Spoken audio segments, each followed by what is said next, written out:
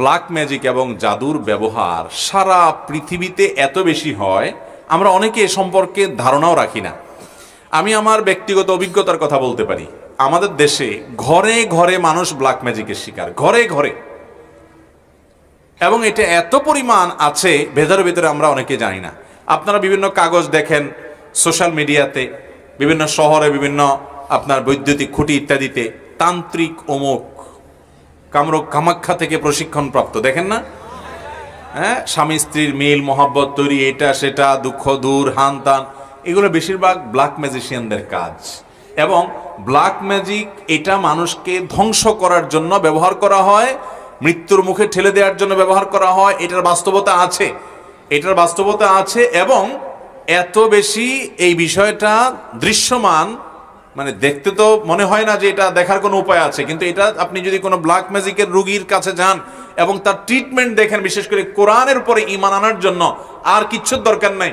একজন ব্ল্যাক ম্যাজিকের রোগী, তাকে যদি কোরআন পড়ে ফু দেওয়ার পর ট্রিটমেন্ট হওয়ার দৃশ্য আপনি দেখেন, আপনার ঈমানের মিটার তরতর করে বাড়তে থাকবে। আমি আমার জীবনে বহু ঘটনা দেখেছি, একটি দুটি নয়। এবং আমার পরিচিত বন্ধু বান্ধব অনেককে নাম বললে আপনারাও চিনবেন, জাতীয় পর্যায়ে পরিচিত, নাম বললাম না, যারা জেনারেল শিক্ষিত ভাই, তাদের অনেকে আমাকে বলেছেন, ভাই মানে অলৌকিকতা তো অনেক রকমই হতে পারে, কিন্তু এরকম অলৌকিকতা দেখি নাই। এই কোরআনের মাধ্যমে আল্লাহ তাআলা ব্ল্যাক ম্যাজিক থেকে এইভাবে মানুষকে র্যাপিডলি, খুব দ্রুততার সাথে মানুষকে ট্রিটমেন্ট করান। অনেক রুগী আছে দেখবেন কোনো ট্রিটমেন্টে কাজ হয় না, কোনো ট্রিটমেন্টে কাজ হয় না। এগুলো বেশিরভাগ ব্ল্যাক ম্যাজিকের রোগী হয়। আমি আমার মসজিদের মহল্লার এলাকাতে এক ভদ্র মহিলা, বয়স অনেক কম, একটা বা দুইটা বাচ্চা হয়েছে, তিনি বিছানায় শয্যাশায়ী হয়ে গেছেন। 1 বছর আগের ঘটনা, নারায়ণগঞ্জ ভূমিপল্লী এলাকা। তো সেখানে আমাকে এক ভদ্রলোক নিয়ে গেছেন, যাওয়ার পর আমি ডিটেল শুনলাম। শোনার পরে আমার কাছে মনে হলো যেটা ব্ল্যাক ম্যাজিকের রোগী। ইন্ডিয়াতে নিয়ে গেছেন, অনেক জায়গায় নিয়ে গেছেন, কোনো কিছু হয় নাই। পরবর্তীতে আমি ওনাকে পরামর্শ দিয়ে একজন রাকির সাথে যোগাযোগ করাই দিলাম।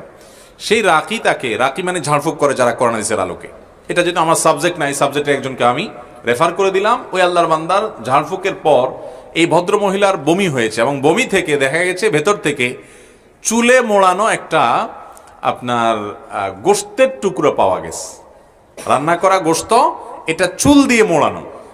তা আমি আবার একজন ডক্টরকে দেখিয়েছি, যিনি চিকিৎসক পেশায়। বললাম, ভাই এটার ব্যাপারে আপনার কি, যে চুলে মোড়ানো? তিনি বললেন যে চুলে মোড়ানো এই জন্য যে চুল ডাইজেস্ট হয় না, হজম হয় না, এটা হজম হওয়ার কোনো উপায় নাই। এটাকে চুল দিয়ে এমনভাবে মোড়ানো হয়েছে যে এটা কোনো দিনই হজম হবে না, ভেতরে থাকবে এবং তাকে শেষ করে দিবে। এবং এটা বের হওয়ার পর থেকে ভদ্রমহিলা পরিপূর্ণ সুস্থ, এখনো বেঁচে আছেন, দিব্যি হাঁটা চলা করেন। এবং আমার মসজিদের পাশে 2-3 বিল্ডিংয়ের পাশেই তার বাড়ি, এখনো আছেন বেঁচে আল্লাহর বান্দি। এরকম শত সহস্র ঘটনা ঘটে। এই যে বিশ্বকাপ খেলা হয়ে গেল, আপনারা অনেকে কিন্তু আপনার পেপার পত্রিকা দেখেছেন কিনা আমি জানি না, আমি দেখেছি যে অনেক বড় বড় খেলোয়াড়রা প্রতিপক্ষ খেলোয়াড়দের ব্ল্যাক ম্যাজিক করে দুর্বল করার জন্য, আবার নিজেরা ভালো খেলার জন্য ব্ল্যাক ম্যাজিক করে। উত্তরবঙ্গে একটা খেলা আছে, পাতা খেলা, পেপার পত্রিকা প্রায় লেখালেখি হয়, গুগলে সার্চ দিলে পাতা খেলা দিলে দেখবেন চলে আসছে। আমি এটার উপরে বেশ পড়াশোনা করার চেষ্টা করেছি। এটাতেও ওই তন্ত্র মন্ত্র পাঠ করা হয়, ব্ল্যাক ম্যাজিকের আশ্রয় নেওয়া হয়, এবং একজন ম্যাজিশিয়ান আরেকজনকে টেনে নিয়ে আসে, দুর্বল করে দেয়। তো এগুলো শুধু বাংলাদেশে না, সারা পৃথিবীতে। এটার খোলাসা কথা হলো শয়তানের আশ্রয় নেওয়া। আমরা অনেককে হিরো মনে করি, এরা মূলত শয়তানের পূজারী, এরা দিন শেষে শয়তানের পূজারী। শয়তানের পূজারীরা শয়তানের পূজা করে র্যাপিডলি অনেক কিছু পায়। আল্লাহ রাব্বুল আলামিনের সুন্নাহ বা নিয়ম এটা না, আল্লাহ তাআলার পদ্ধতি এটা না। আল্লাহর প্রতি ঈমান আনয়নকারী বান্দাদেরকে আল্লাহ রাব্বুল আলামিন প্রথমত দুনিয়াতে এটা দেওয়ার জায়গায় না, আল্লাহ দিবেন আখিরাতে। দ্বিতীয়ত হলো আল্লাহ রাব্বুল আলামিন কোনো কিছু আপনি করবেন আর সাথে সাথে আপনাকে দিয়ে দিবে। এর জন্য আপনার ঈমান যেমন সেরকম তাজা থাকতে হবে, এবং নেক আমল যেরকম আপনার থাকতে হবে, অনেক শর্ত আল্লাহ রাব্বুল আলামিনের তরফ থেকে দেওয়া আছে। মোহতারাম হাজিরিন, খোলাসা কথা হলো ব্ল্যাক ম্যাজিকের রোগী ঘরে ঘরে, জনে জনে, ফ্যামিলিতে ফ্যামিলিতে। এটা আমরা অনেকে জানি না। আমাদের অনেকে বিভিন্ন কবিরাজের কাছে যাই। এই কবিরাজরা দেখা যাবে যে আপনার অনেক সময় অনেক হাড়, অনেক সময় দেখবেন যে অনেক পুতুল, তারপরে যা দেখবেন যে পুতুলের গায়ে আপনার অনেকগুলো পিন লাগানো আছে। হ্যাঁ, ব্ল্যাক ম্যাজিশিয়ানরা এটা করে, নর্মালি এগুলা করে। আপনি না বুঝে নিয়ে আসেন, চলে আসেন এবং ধ্বংসের দ্বার প্রান্তে নিয়ে যান। অনেক মানুষ অসুস্থ হয়ে যায়, অনেকে মৃত্যুর কোলে আস্তে আস্তে ঢলে পড়ে, অনেকের অনেক দিক থেকে, অনেক স্বামী স্ত্রীর মধ্যে মনোমালিন্য তৈরি হয়, অশান্তি তৈরি হয়। ভাইরা আমার, এই ব্ল্যাক ম্যাজিকের রোগী বোঝার উপায় কি? 1 নম্বর কথা হলো যে কোনো ট্রিটমেন্টে কাজ হয় না, অস্বাভাবিক কিছু কর্মকাণ্ড দেখা দেয়, ঘুমের মধ্যে প্রচুর পরিমাণ খাওয়ার অভ্যাস আছে, এবং প্রচুর পরিমাণে আপনার ব্ল্যাক ম্যাজিকের রুগী, তাদেরকে দেখা যায় যে তারা ঘুম আসে, হাই আসে অনেক বেশি, সীমাহীন হাই আসে, মানে মাত্রাতিরিক্ত হাই আসে এরকম, এবং এরকম আরো অনেকগুলো বিষয়, বিশেষ করে যারা রুকিয়া করেন, ঝাড়ফুঁক করেন, এই বিষয়টি তারা আর অনেক ভালো বলতে পারবেন। অতএব এটা থেকে বাঁচার উপায় কি? খুব সহজ উপায় ভাই। এক নম্বর কাজ হলো সকাল সন্ধ্যার দোয়া কখনো ছাড়বেন না, কখনো ছাড়বেন না। বিশেষ করে কিছু দোয়া আছে, রক্ষা কবচ, বিসমিল্লাহিল লাযী লা ইয়াদুররু মা ইসমিহি, 3 কুল, সূরা ইখলাস, সূরা ফালাক, সূরা নাস, 3 বার সকাল, 3 বার সন্ধ্যা, বাচ্চাদেরকে শুকাই দিবেন, রাত্রে শোয়ার সময় এগুলো পড়ে পুরো শরীরে ফু দিবেন, ফু দিয়ে ঘুমাবেন। এবং টয়লেটে ঢুকেন, বের হন, বা বাসায় ঢুকেন, বের হন, এক কক্ষ থেকে আরেক কক্ষে যান, বিসমিল্লাহ ছাড়া কখনো ঢুকবেন না। বিসমিল্লাহ বলে হাদিসে আসছে শয়তান তার সাথে আর প্রবেশ করতে পারে না, এবং আল্লাহ তাআলা তাকে সেভ করেন। বাসাতে বের হওয়ার সময় বিসমিল্লাহি তাওয়াক্কালতু আল্লাহ পাঠ করেন। এবং কোরআনে কারীমের একটা অলৌকিকত্ব, বিশেষ পুরো কোরআনই অলৌকিকত্ব, এর ভিতরে একটা হলো সূরা বাকারা বাসায় তেলাওয়াত চালু করে রাখবেন। আমি আমার বাসার কথা বলতে পারি, অনেক সময় দেখি বাচ্চারা ঘুমায় না, অস্বাভাবিক আচরণ করে, ছোট ছোট বাচ্চারা। সূরা বাকারার তেলাওয়াত কিংবা কোনো রুকিয়া যখন চালায় করে রাখা হয় অডিও, দেখা যায় যে আস্তে আস্তে পরিবেশ শান্ত হয়ে যায়। আপনি নিজে আমল করে দেখতে পারেন। অতএব কোরআন তেলাওয়াত বাড়াতে হবে। আজ আমাদের ঘরগুলো থেকে কোরআন তেলাওয়াত চলে গেছে, কোরআন তেলাওয়াত আমরা করি না। আর সকাল সন্ধ্যা দোয়া জিকিরগুলো করবেন, সবসময় বাসা বাড়িতে ঢুকতে বিসমিল্লাহ পড়ে ঢুকবেন, এবং শয়তান কোনো সুযোগ পেতে পারে এরকম কোনো কাজ করবেন না। আল্লাহ তাআলা আমাদেরকে হেফাজত থাকার তৌফিক দান করুন। কোনো ব্যক্তি যদি কবিরা গুনাহ করতে করতে মারা যায়, তওবা করার সময় ছিল, সে করেনি, আল্লাহ যদি তাকে জাহান্নামে দেয়, সে কি কোনোদিন জাহান্নাম থেকে বের হতে পারবে? অথচ কোরআনে সূরা সিজদা আয়াত নম্বর 20, সূরা জুমার আয়াত নম্বর 19, সূরা আলে ইমরান আয়াত নম্বর 24 ও 25 আল্লাহ পাক বলেছেন যে এরা কোনোদিন জাহান্নাম থেকে বের হতে পারবে না। আপনার মতামত জানতে চাই ভাইরা আমার। আল্লাহ বলেছেন তারা কখনো জাহান্নাম থেকে বের হতে পারবে না, এই কথা আল্লাহ বলেন নাই।